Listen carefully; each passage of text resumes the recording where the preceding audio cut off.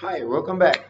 We're going to do part 3-2. It's very similar. We're going to start off with the front view. I'm going to start sketching the front view with this profile, right?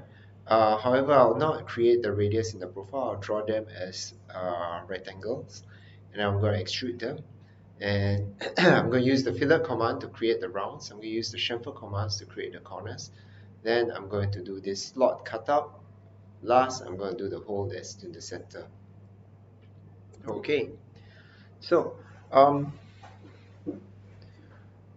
over here now, I start off with a sketch. As with all ways, I'll start with the front plane.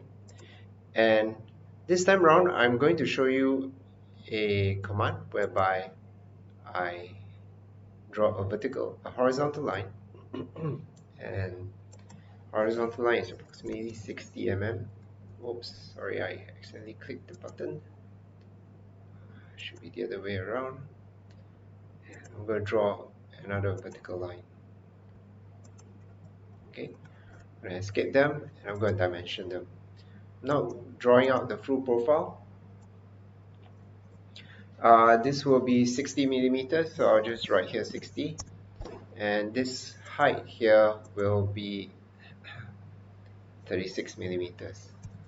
Okay, I'm just going to draw these two lines, and the command that I'm going to show you, the new command, is offset entities. Okay, when you have offset entities, I'll enter in the value of 8 millimeters because the thickness is 8 and it's uniform throughout. Okay, so that's what I'm going to do. It's 8 millimeters. So I'm going to type in here 8. I'm going to do an offset entity and I'll left click on this side. So what this does is that it creates a similar line that's offset from this original line, and the distance are 8 millimeters apart.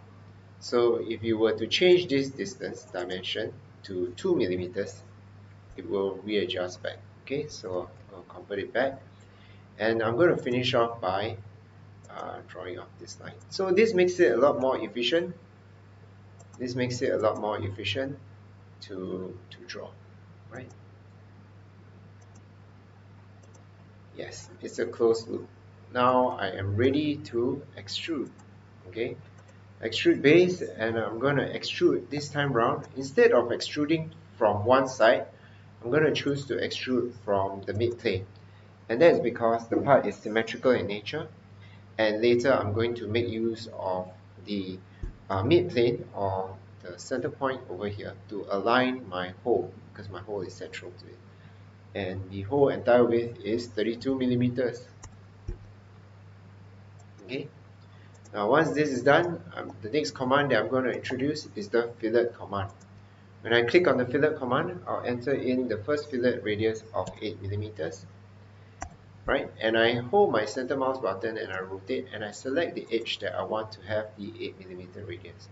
If you don't see this initial preview, you will need to check on this button over here, and this helps you to see your full preview. Okay, so you click here. Now I can repeat the command for the fillet that's underneath, and the fillet below is 16 millimeters. So I'm going to select the bottom corner over here, and it's 16 millimeters. That's what I have. Okay. Now for the two corners, it's a chamfer command, right? And the chamfer command is shown in the fillet command here. You put the black triangle and there is a chamfer. Okay. When you click on the chamfer command, there are many options. You can specify by distance, you can specify by distance and angle. According to the drawing, they are specified as an angle versus a distance. So in the drawing, right, if you look over here, it says 4 times 45. That means it's 4 millimeters from the corner, and it is at a 45-degree angle. That's what this 4 times 45 means. And there's a bracket 2 times because there's one here and there's another one over here. So that's how we're going to do it. So it's 4 times 45, right? Enter, and I'm going to select the two corners. And I'm going to click on the tick to accept it. Next, I'm going to sketch on this plane. I'm going to create a sketch on this surface, right? And I'm going to draw a circle first, and I'm drawing off center.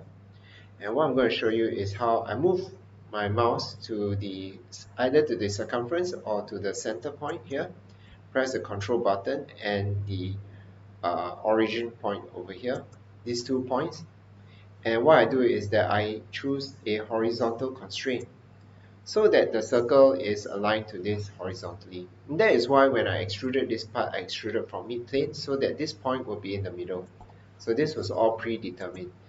You sort of need to make these decisions when you are studying the drawing and deciding on how you want to extrude and the work place that you want to create. The diameter of the circle is actually 12, so I can write here 12. And what I'm going to do is I'm going to dimension this circle from this edge to this corner over here. Oops. I can choose the circumference. It will specify to the center distance. And this dimension is 16 millimeters. Okay, 16 millimeters, and then I'm going to draw a line from this over to this edge here, go up and close the loop. Okay, and once this is done, I'm going to use the trim command, trim entity, trim to closest, and I'm going to trim this away. Right? Okay, so the trim command helps you to remove off sketch lines and to cut it away. Now once this is done, features, I'm going to do an extrude, sorry, not extrude boss, escape. This feature, it will be an extrude cut, okay, and it will be true all. Select this. The last feature to add is the circle. Again, I'm going to create my sketch on this surface, and I'm going to draw a circle, and I'm just going to put it off center.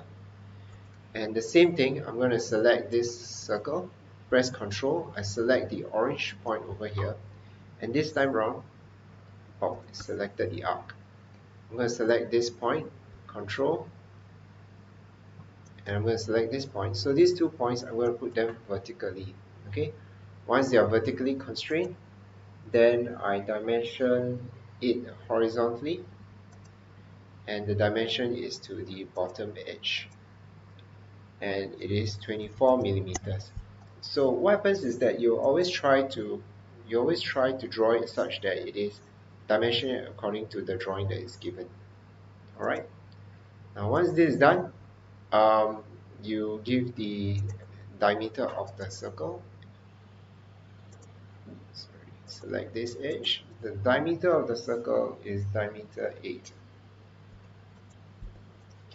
And once that's done, you exit the sketch and you go to the features tab and you extrude cut, and I extrude through all. Okay, and that completes part 3-2.